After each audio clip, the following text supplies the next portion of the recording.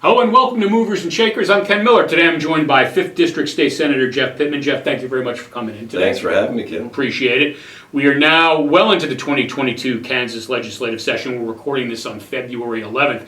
So let's start with something I think very few people expected a year ago. I think you and I and just about every other Kansan, but I think you're actually dealing with a budget surplus, or at least more funding or money than you expected. How best do lawmakers deal with more funds than expected? It's something I don't think in your career that you've had to deal with yet. Let me tell you, we came, during the Brownback era, we had a lot of issues with the budget, as you know, challenges with paying teachers, paying the roads, all that type of thing. And with the pandemic, we expected to really be still searching for the money. But with the estimates, they were off. And now we have almost a $3 billion surplus, right? Now, we've got to be careful with that. It's not like we just want to, hey, we've got a lot of money, let's go spend it. Right. When we actually, start funding things, we have to look at the long-term commitment. And so a lot of the talk around the Capitol with the governor's staff, with the budgeting committees, is basically how do we know if this is revenue that's firm, or is it a one-time thing because of all the stimulus checks that have come through? Now we know that corporate taxes that are coming into the state have doubled over last year, and so we've got a good idea that there's a base there that has gone up, but there's a lot of that's a kind of one-time funds, we think. The federal largesse is, I think, what we're talking, mostly referring to. That's a one-time shot in the arm. Can't count on. So what you do with that is you look at capital budget improvement projects. You look at transportation bridge replacement like the one up here. You look at things that, building repairs that have been kind of put off for a while. Capital outlays, maybe we don't bond for certain things, but we actually pay for it with this money so that we don't incur those interest charges over the long haul. And so we're looking at a lot of those type of expenditures when we look at how do we need to do the necessary funding. And then we're looking at what potential tax breaks we can do to provide relief to, everyday citizens, to property owners, to business owners, and these types of things. And so, it's two sides of the equation. We want to be responsible. We need to fund some of the things that we've put off. We can pay back some of the KPERS payments where we had skipped over some of the retirement system for the public employees. But we can also look at a few things. I'm hoping that we can look at a COLA increase, which is a cost of living increase. But that always is lukewarm because legislators look at the long-term liability of that and they get kind of nervous about it. But looking at the paying off some of those things that we had borrowed, make sure transportation is fully funded, and anticipating there's a bipartisan infrastructure law that's going to bring in a little bit more money from the feds, and where that's going to go. So. Yeah, first time having some kind of a surplus like that. That's exciting, and yet we've got to be responsible. Look at things and make decisions about how much money we can afford to shave off in terms of reducing the tax burden. While also looking at one-time expenditures and then looking at things that just need to be funded. Look, the teachers are having a hard time. State employees, we've got correction workers around here who have had a real challenge. We have staffing issues like every other business out there. The state governments we have workforce issues, and so we have to look at, there's a 5% pay increase for state employees where we didn't do an increase last year. And that's important as well. Let me dig a little bit deeper on something you said very briefly, and this came up at the beginning of the session and maybe even pre-session. Haven't heard that much about it recently, and I think there's been some other things that you guys have been working on that kind of took all the air out of the room. But there was some original talk about, and I think the amount was $250, but kind of like what the federal government did, sending checks to Kansas residents. Is $250 per resident still on the table? Other things have obviously happened in the last couple of weeks that are starting to take dibs on the surplus you're talking about. Where are we, and are we still looking at a potential check into the Kansas residents' mailbox? We have not, we're early in the budget process. We start here in January. We don't finalize that until probably May. So that's still on the table. There are political aspects to the whole thing on both sides of this. And so we've got to take that into account. You look at that with a grain of salt. Is it going to happen? The proposition in there, it's in the governor's budget. Is the legislature wanting to do that, or are they wanting to do, we're going to talk about food sales tax reduction Right. or property tax reduction? Those are the questions right now in terms of what is the appetite. There's not been a huge amount of talk about that in the most, discussions that I've heard in the last 2 weeks, but it's still in the budget right now. So wait and see. Right, right. And something that's been talked about a lot more is what you just mentioned is food sales tax relief. And I think Kansas, the last time I looked, were we 49th out of 50 states in terms of our sales tax on food?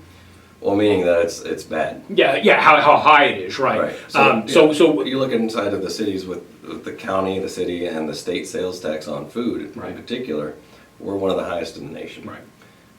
And especially at a time when the pricing of food is going up because of supply chain issues, because of the worker shortage. It couldn't come at a better time. We have a surplus. It does take, a good amount out of the budget. You're talking about, we could be about $400 million a year. It's about, is it 60 million per percentage point, I think. I might be off with that.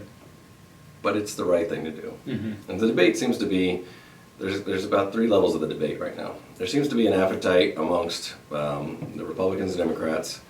Each has given a proposition. This has been something that I know I've been pushing for years. We've tried it, but it always gets, we call it Christmas string. It always gets a lot of stuff attached to it, and it becomes overly burdensome to actually pass that. I'd love it if we could keep it clean, which means to not change it around a lot. And if we did that, the main discussion is which foods do we include candy, not candy. It seems like a minor point, but it's in there. Sure. Do we include farmers markets? You say, okay, are those included? And then the most recent discussion was, do you include restaurants? Right. Right. The restaurant piece takes it up quite a bit. And so I think there's less, excuse the pun, but less appetite, if you will, to put that on there and really go for the core foods that helps those that need it the most, those that might not be making as much money. The staples. The staples, exactly. Right.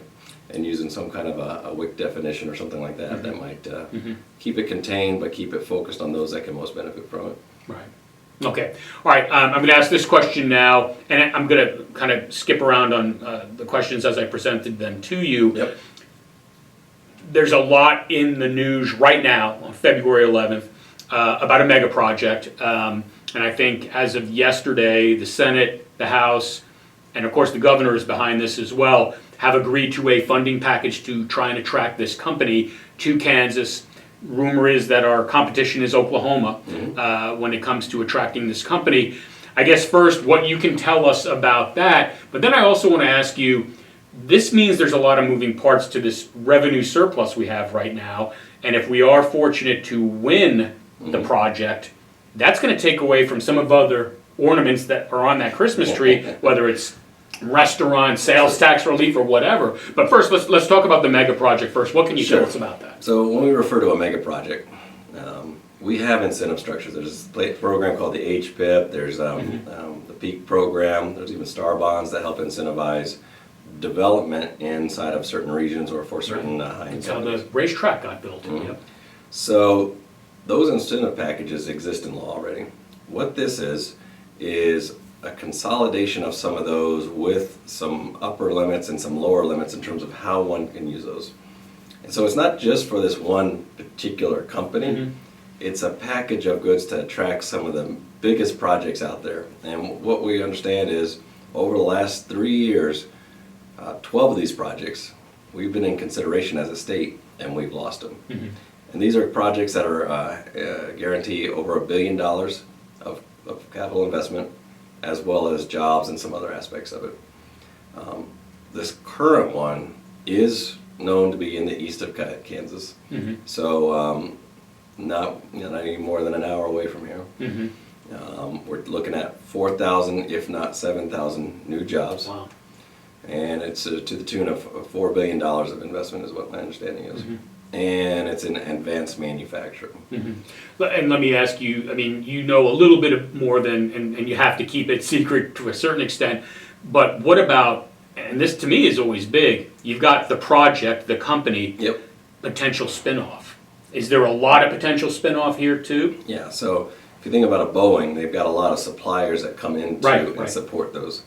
This particular bill it's called the Apex bill.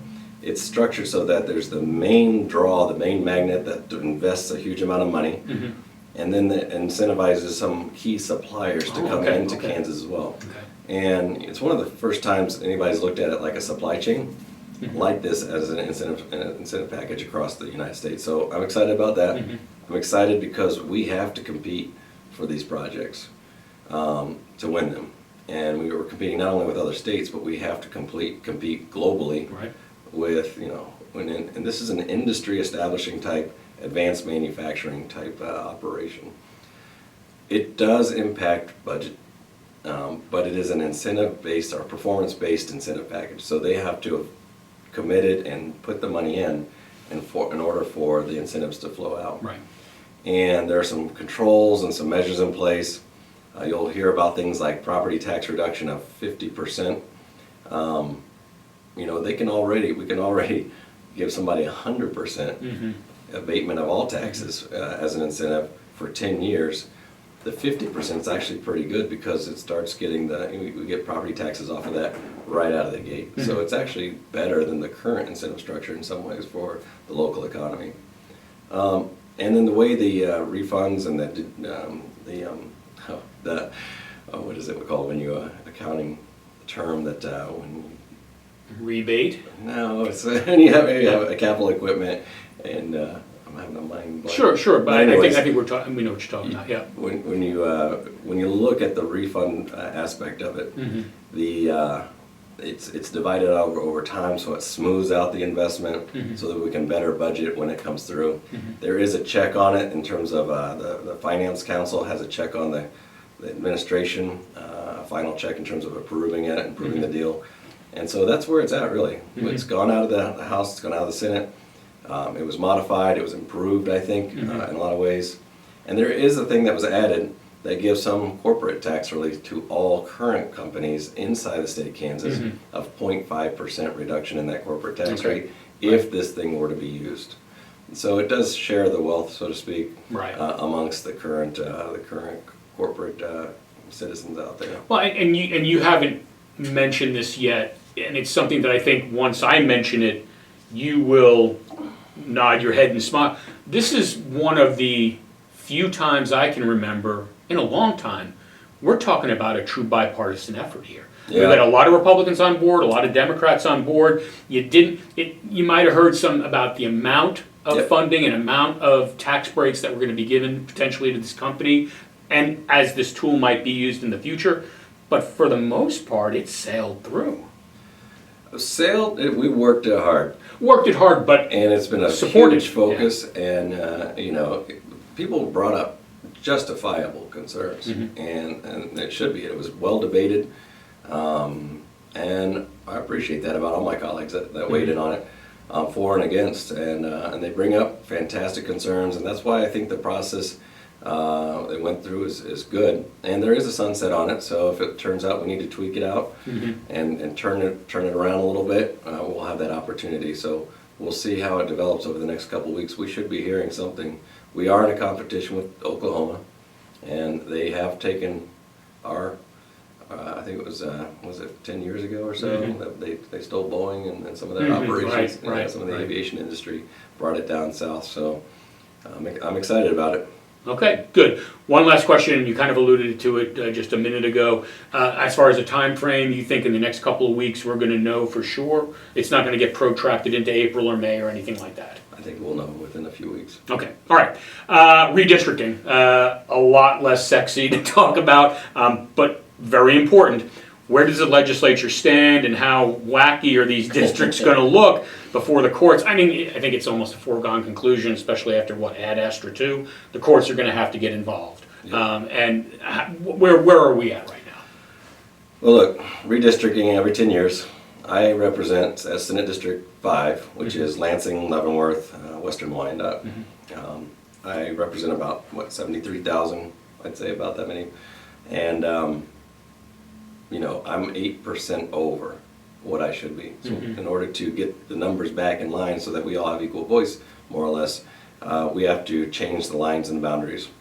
Obviously, there becomes a political pressure. Human race, human nature, that's what we do. We kind of push and shove for more or less, you know, influence. And that's what's going on now. And it does get partisan, unfortunately. And we've got 3 maps to draw. One is the congressional. We have 4 Congress people, obviously. We need to change those boundaries. Then we have the state Senate, which is 40 different districts that need to be changed up. And then the 125 House of Representatives. And that's the process we're going through. Census numbers are out. We just went through the congressional map. You heard about it in the news. Right. I don't support the current map. Unfortunately, it did become a very partisan. I don't think it had to go to the courts, though. The main issues I have with it are that Wichita area, CD4, stayed almost 100% the way it is now. And Johnson County and CD3 was kind of changed up a lot. They sliced Wyandotte down the middle. Right. And granted, it's an I-70 corridor, which is a physical boundary, but it slices up a lot of communities of color, a lot of religious districts, and Wyandotte in particular has chosen by their constitution to become a unified government. By definition, their county and their city are the same, and we're taking that and cutting it in two. Which, of all the different counties to cut up, it's ironic that we would cut that one. Right. But isn't that enough to send it to the courts? Yes. Yeah. But then you look at what happened with CD1, and even though some of the comments on the floor of some of the folks who voted on it but didn't want it, they don't want Lawrence. Yeah, Lawrence, that's And great. CD1. Right, all the way out to the Colorado All border. the way out Yeah, there. Yeah. Kind of reaches over, grabs just Lawrence, not Douglas County, but just that Lawrence, and pulls it in. And Right. those 2 things alone are enough to drop it into the court. And I feel disappointed because it didn't have to be so partisan. But powers be what they are. That's where it's at, and it probably will go to the courts, one of the first ones to go out to the courts. I hope we can do better, though, on the Senate and the House maps. I think the legislature will be a little bit more vested in terms of looking out for themselves and their neighbors and figuring out a better process, I'm hoping. So, and I'm sure you're very aware of this, when we're talking about the 5th Senate District, you mentioned being whatever percentage over the population. 8% or so. Okay, so where are they talking about shaving that district? You know, you could draw a map 100 ways. And we could, there is an effort to make Lansing, part of my district doesn't incorporate where the high school is, as an example. Right. So pulling that into the Senate District 5 so it's better represented, and maybe pulling up out of the bottom half of Wyandotte, you know, that's an option. There have been talks of totally remapping it into an just Leavenworth map, and there's been other maps where you takes Leavenworth, Lansing, and then matches it up north. So there's a few options on the table. Right. I think, given the population of Wyandotte, you know, you touch here and it has ripple effects. Sure. And the Wyandotte population has enough people that it can't be covered with just 2 senators. And then that's probably going to weigh into having to have that still maintained inside the Senate district, which is fine. We get 2 senators here in Leavenworth. You know, I think that's a good thing. Sure. Well, good thing for the power structure, sure. Yeah, no doubt. All right, anything flying under the radar that you are aware of? Again, this interview we'll have it on our YouTube page for probably a month or so. We'll have it on the cable TV for at least that long as well. So I know how you answer now. It may look different 2 weeks from absolutely. now. But almost guaranteed. As of February, right, as of February 11th, there's what did I not ask you about? What are we not seeing in the newspapers that's really keeping you guys busy there? Well, there's a number of things, you know. There are things like, well, first off, our state's economy, we've got a lot of investment, and that's really, really good. What that means, though, is that we have a lot of business investing here, and we all know we have workforce shortages. Right. And things to incentivize workers, to help with the business owners, we're looking at those. Things like training and retraining programs. We're looking at housing initiatives about how do we get some more affordable housing for the employees that are actually out in the areas. And so there are some housing bills out there that we're going to be tracking that incentivize investment. You know, I've always been a proponent of Medicaid Expansion. I think that's an economic development tool that helps business owners not have to take on, for those lower paying jobs, I'm sorry, the extra bonus or extra benefit of health insurance, and helps incentivize folks to be healthy in the workforce. So I think that workforce development in a lot of different angles, that's going to be a big thing. There's a lot of talk about education. There always is, every year. We in Kansas, we like our kids to be, you know, we recognize the value of education. That's why it's in our Constitution. But there's always a debate about, should we be funding it to this level? Should some of that money be going to private schools? Right. Should, you know, there's a lot of talk about, you know, how much visibility do we have to the curriculums in the different ways? And so there's a lot of debate around those topics. Nothing's really come out yet. It's something that I'm watching though. And then the teachers they've had such a struggle over the last 2 years. And they move just like other workers. Yeah. And if we make it onerous on them in terms of their jobs or more onerous, it's tough for them to stay. Another brain drain. Yeah, and we can't afford that really. We need to encourage to have the best teachers we can for our population, for our students. They're our future. Sure. So, you know, we got to watch that. Little bill that came out of Leavenworth is actually Leavenworth Historical Society is pushing it hard. It is naming Susan B. Anthony Day. Oh, okay. You know, a little thing, but it's, you know, it's a local thing. It's nice. They came up and testified. It popped out of committee the other day, and it might go to the Senate floor. Veterans homes. Just want to make sure everybody knows that we did apply. We're making the application. There's about 6 sites that are in the queue or in the being considered. This is for Northeast Kansas, Northeast right? Kansas, Yeah. right? And that application is going to go out end of April.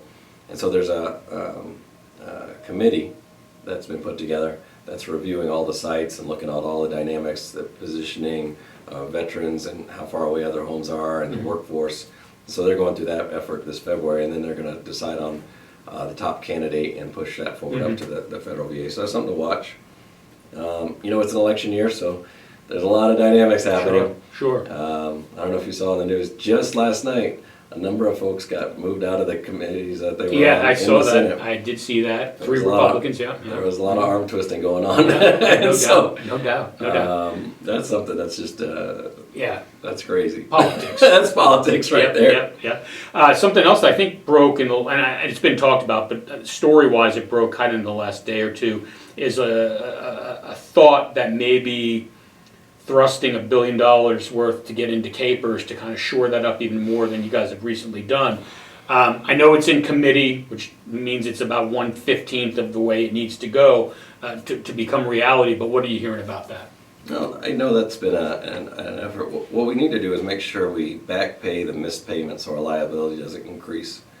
We need to make sure that that's solid, and anything we can do on top of that is a way to increase the funding level of the KPERS and keep it solid. I think though that we also have to look at things like that COLA. We have to look at things like there's an effort inside of the governor's budget. There's an effort to put the correction workers, once again, there's that effort to put them into the KP&F and make sure that the state's picking up the extra pieces of that where that holds harmless those correction officers and actually the park rangers as well. And it's funded in the budget now, and that could be a good program for them. So we got to, you know, that's good for our local correction workers. We've also got to fund. She introduced 24/7 workers, meaning the veterans home workers as well as the correction workers, all got a pay increase back in December because we were getting to a critical point again. We've got to make sure we fund that. That KPERS shoring up, it's out there. It's an idea. Well, just based on the way you're saying that, you don't think that it's necessarily going to at least be, the funding isn't going to be increased to a significant level in this session. $1 billion. That's a lot. That's a lot. Yeah. And especially when there's an appetite to look at some form of tax relief for the population. So, Right. But it's one of the options, and that's the thing is, there are a lot of options, and it's like, how do we best deal with this? And that's fair for the state, fair for the people, advances us, and puts us in an even more solid position from a budgetary standpoint, so that we won't have these crazy ups and downs like we had in the past. Right. Okay, all right, I've been speaking with 5th District State Senator Jeff Pittman for Movers and Shakers. I'm Ken Miller. Thanks so much, Ken. All right, thank you.